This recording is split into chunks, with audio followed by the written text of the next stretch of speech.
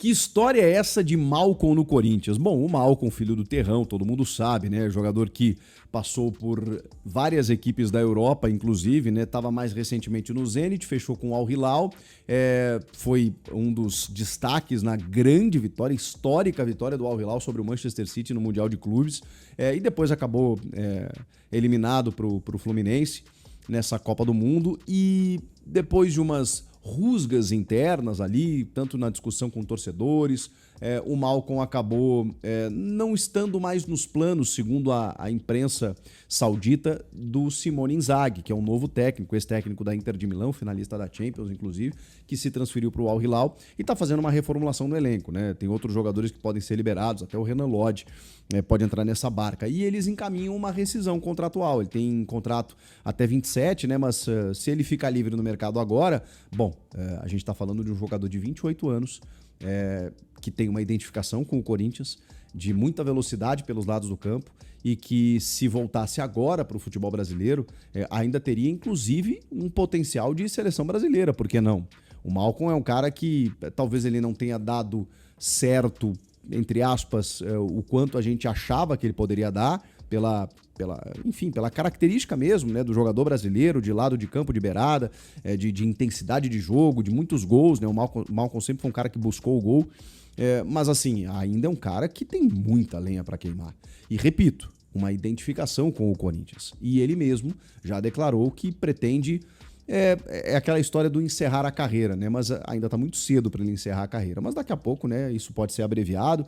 Esse retorno pode ser antes do que daqui a pouco ele esperava. Enfim, a oportunidade surge no momento em que ele fica livre no mercado. Pode ser que ele tenha outros interesses e até mesmo outras propostas? Pode. Mas no momento em que ele ficar livre no mercado, bom, o Corinthians, diante de um poderio financeiro que não existe, né? Mas que pode ser, digamos, estrategicamente tentado, o Malcom poderia jogar no Corinthians. Por quê? Porque a Esportes da Sorte, que é a patrocinadora oficial do clube, né, a Master, que inclusive banca parte dos salários do Memphis Depay e que na formalização do contrato lá, quando formalizou o contrato, tinha lá um valor destinado para reforços, sempre que a gente aventa, né, o assunto, né, Memphis e a patrocinadora, e dá para dizer que foi um acordo que deu muito certo, porque você tem uma visibilidade, você tem um acordo que funcionou nesse sentido, sempre se colocou que ano a ano a Esportes da Sorte pudesse fazer algum outro tipo de aporte num outro jogador, num outro grande jogador.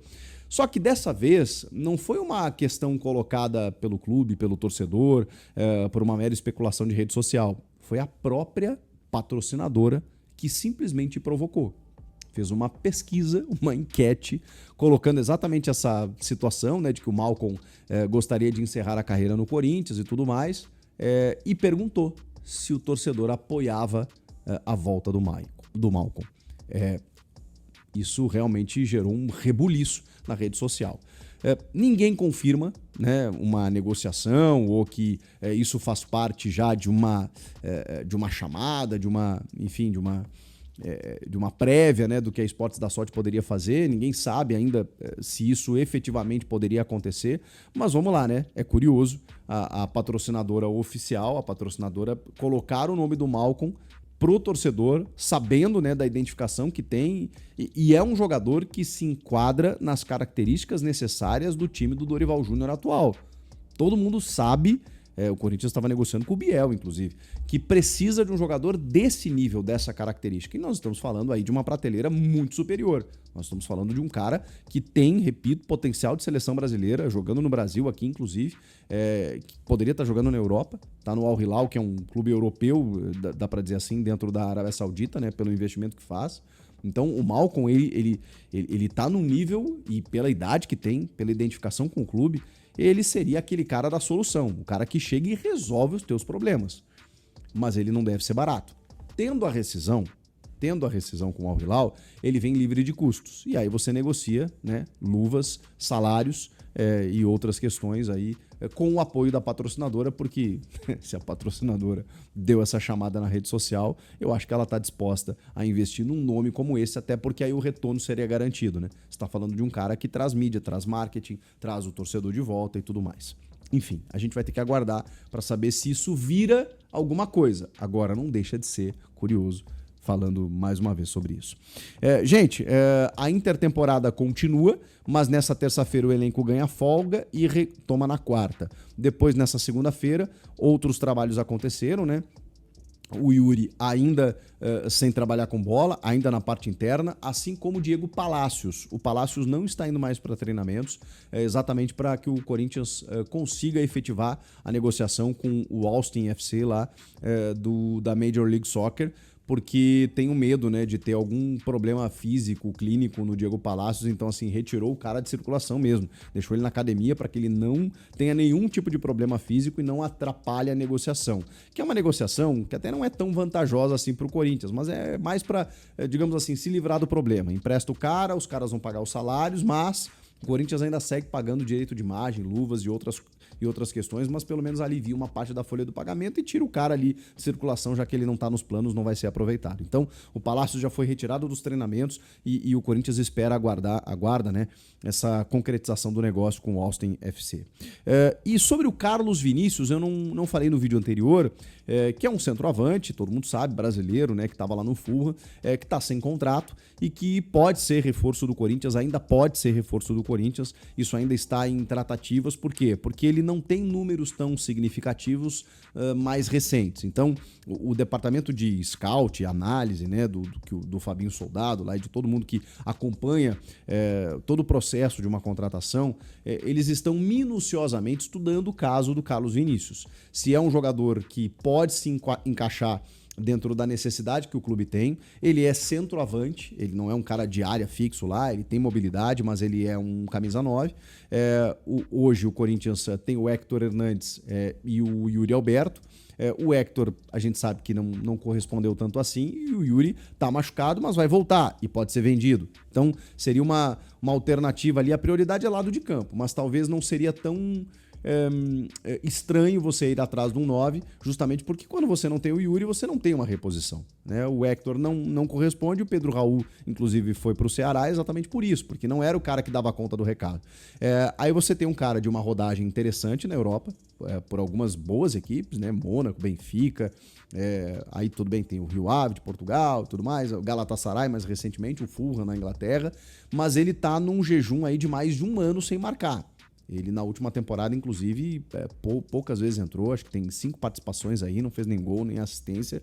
O último gol dele foi no dia 17 de março do ano passado. Então, assim, ele tem um jejum de mais de um ano e é isso que está sendo analisado nesse momento. Ele já reduziu a pedida salarial, ele ganhava muito no Fulham, muito assim, papo de 3, 4 milhões mês. Ele reduziu bem para tentar, né, se enquadrar, né, nos moldes do teto que o Corinthians tem para os seus principais jogadores.